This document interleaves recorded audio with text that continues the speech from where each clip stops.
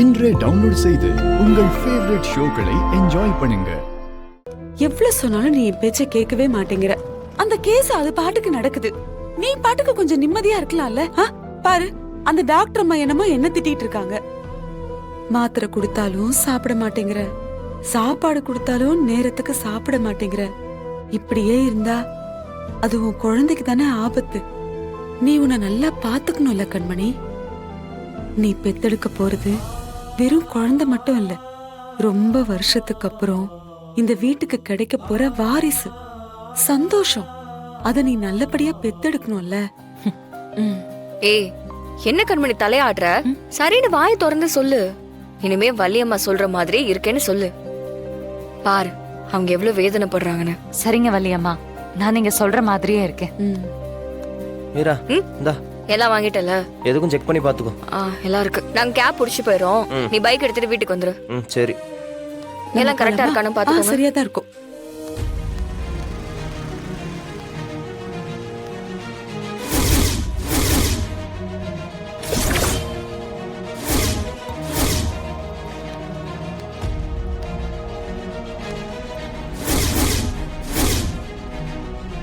இந்த மாத்திரையெல்லாம் நீ வேலைக்கு சரியா சாப்பிடணும் கண்மணி. மாறா,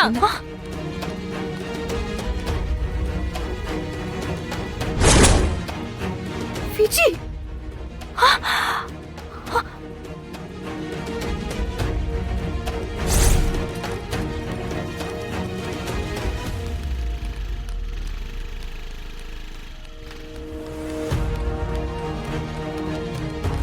வள்ளியம்மா நீங்க கண்மணியை கூட்டிட்டு போங்க, நாங்க பின்னாடி வந்துடுறோம். ஏய் வீரா, பாத்து.